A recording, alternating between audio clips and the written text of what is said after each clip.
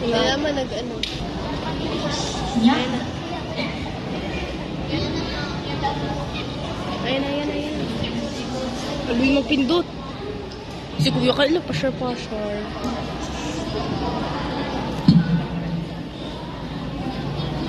I-video mo lang.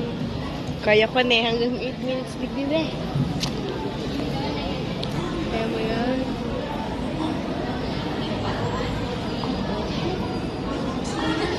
Isa, dalawa, tatlo, pagsusubok at pagsusuri ng mikropono.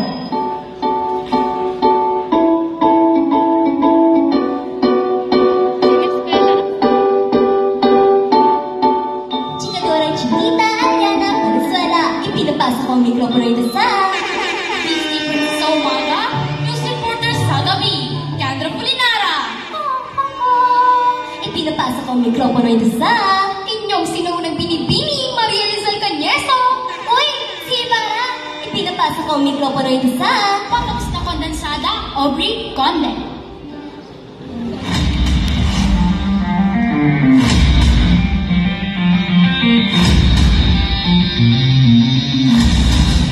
Para sa walang papabang balita, dalawang lalaki sa Camarines-Sur lumabag sa batas ng Fisheries Code. Magandang hapon, Pilipinas! 3-2. Magandang hapon, lungsod ng Iriga! Radyo Bicolania Express!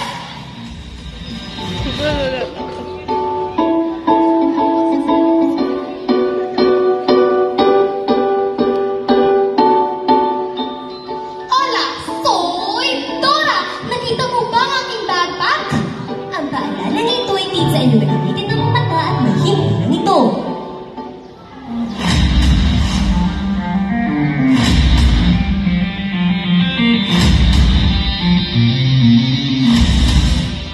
Mikropono lakasan ang iyong. Dahil ito ay isang pagsubok lamang. Handa na ba kayo? Aha.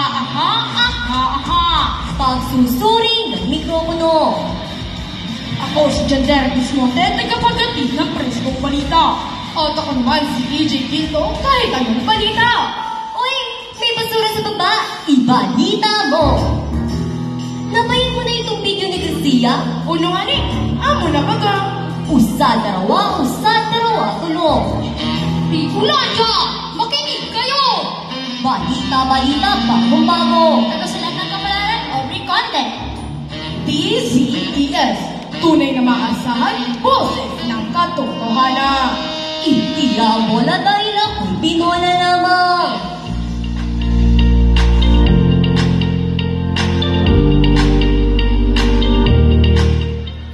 Bay na talanginin sa Iriga?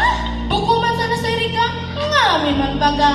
Malhay na po kaninyo ngamin mga taga-Iriga.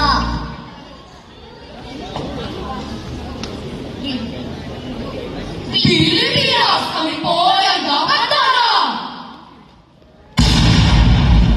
Ito ang Bicolania Express. 101.5 GHz, kalapitan ng inyong mga radyo. Naghahatid ng balita, presko at bago, kasama mo, kakampi mo, Balita Express, balitang bago, serbisyong totoo, Balitang Bicolania. Dito sa Radyo Bicolania Express. Radyo Bicolania Express, miyembro KBP, kapisanan ng mga broadcaster ng Pilipinas. Oras sa buong kapuluan, ganap ng ikalawa ng hapon. Mula sa pinababang pambalitaan ng DZES, sumasay paborito umaalingaw nga, Radyo Bicolania Express. Magandang hapon, Pilipinas. Magandang hapon, lungsod ng Iriga.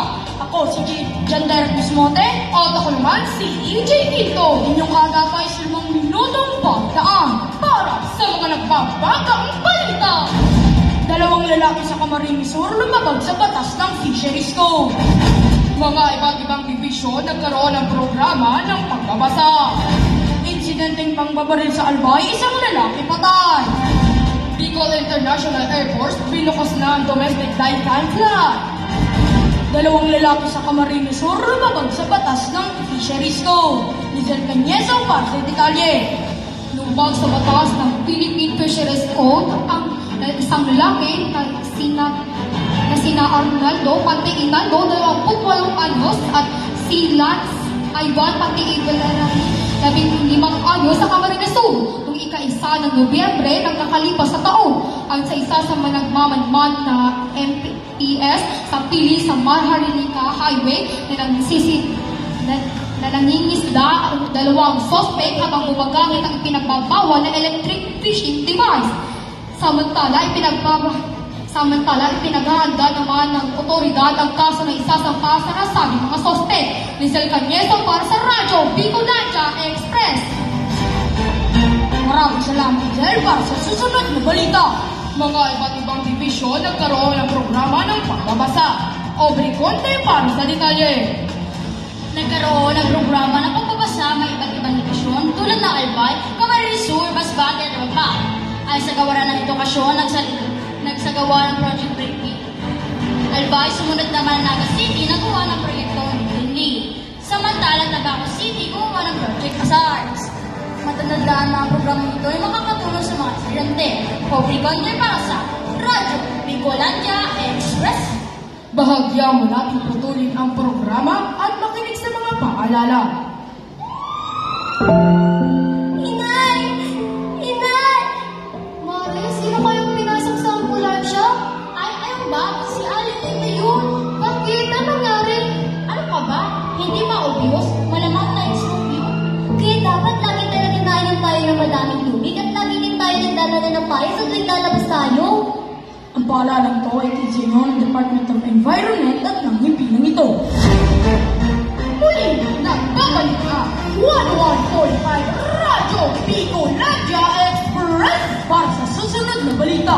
Insidenteng pangbabaril sa Albay, isang lalaki patay. Aliana Valenzuela para sa detalye. Pakalang isang lalaki na si Nicador Saysay Ilinaso, 48 anyos sa Albay noong Disyembre ay 26 na nakalipas na taon.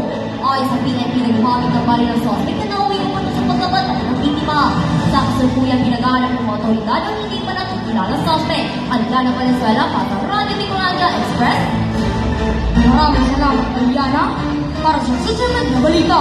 Bicol International Airport binukas ng domestic daytime flight. Kendra Fornilana para sa detalye.